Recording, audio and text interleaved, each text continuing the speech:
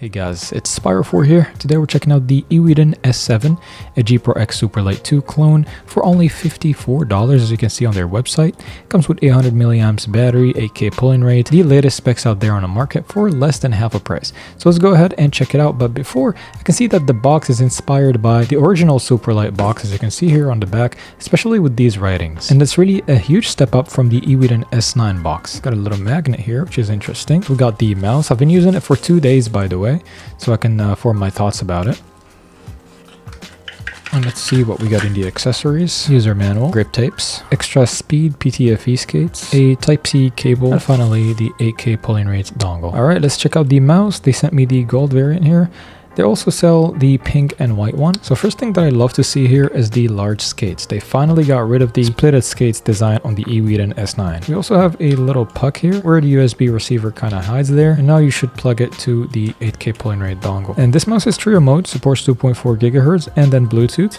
Finally, a DPI button here. For the design, it's black and golden. We have an EWEADN logo here and EWEADN written on the left side. We got a gold metallic scroll wheel finish here and a shiny golden side clicks. So comparing it side to side to the Superlight, the only difference here is going to be at the front. The EWEADN tends to be a little bit lower at the front. It has the same height in the Superlight, the same vibe in general. Like if I close my eyes and hold this mouse, it just feels like a G Pro X Superlight. It makes me want to palm grip it more than anything else, to be honest with you. But I can also see this used, of course, as claw. We got 12.4 centimeters long. Let's check the Superlight. We got 12.3 here centimeters. It's kind of similar just by a few millimeters. There's really no point measuring the height of the mouse. As you can see here, the side grooves are a little bit different though. This one, the Superlight are like larger on the sides compared to these ones.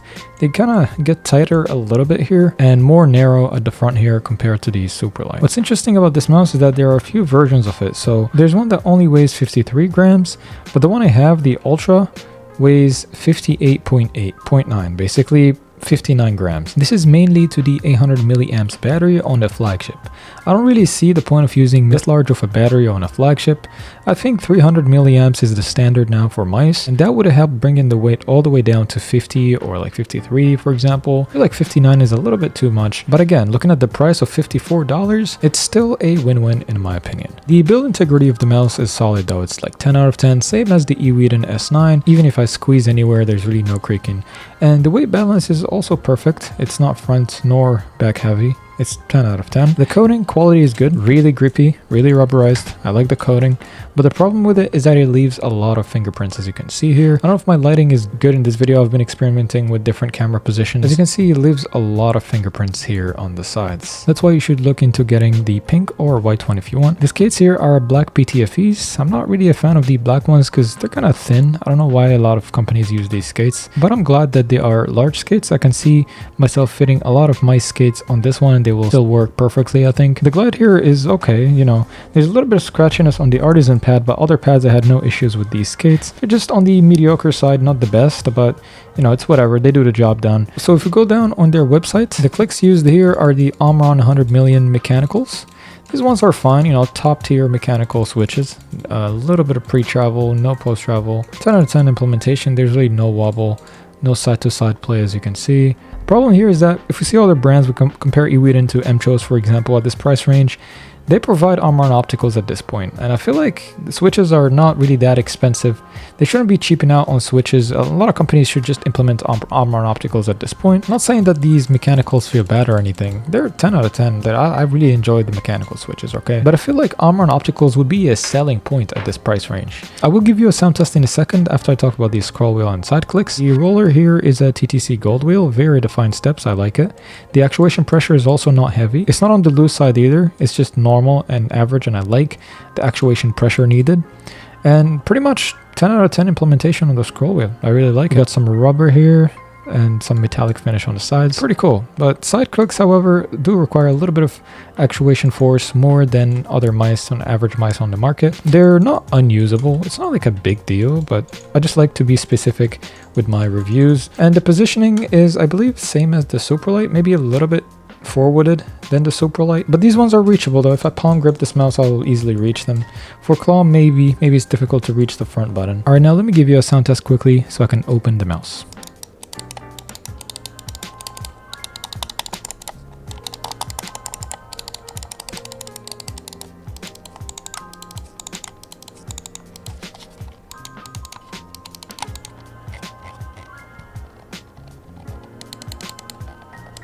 I wonder what makes this mouse heavy. If it's not the battery, I'd be surprised, you know. And I'm also doing this for the people who are thinking of modding the mouse, you know.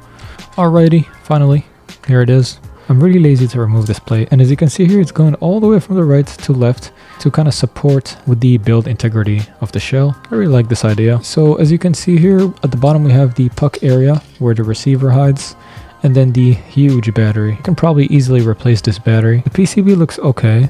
This is a 3950 sensor. So if you want the lighter version of this mouse, just get the Pro. It's 53 grams. It also comes with 800 milliamps battery somehow. I don't know how they managed to cut the weight so much on that one and keeping the 800 milliamps. I'm really confused there. But anyways, for the MCU, they're using the PAR 2862. It's a pretty reliable MCU, and you're also going to find it on the Pro version. I feel like the S7 Pro is just the best version to buy right there. And the price, let me check. The price is $55. Like $55, you're getting a 3395 8K pulling the PAR MCU.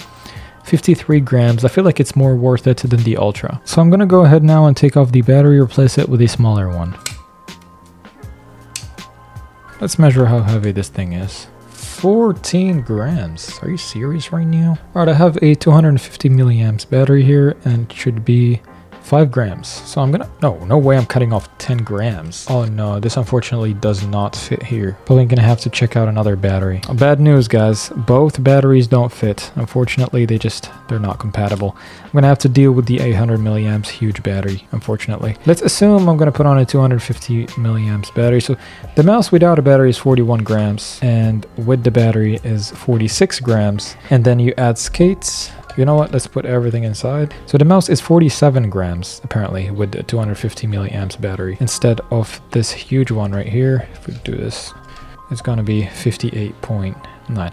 They could have easily put it lower than 50 grams by putting a smaller battery. And you might be wondering right now, how does this mouse perform?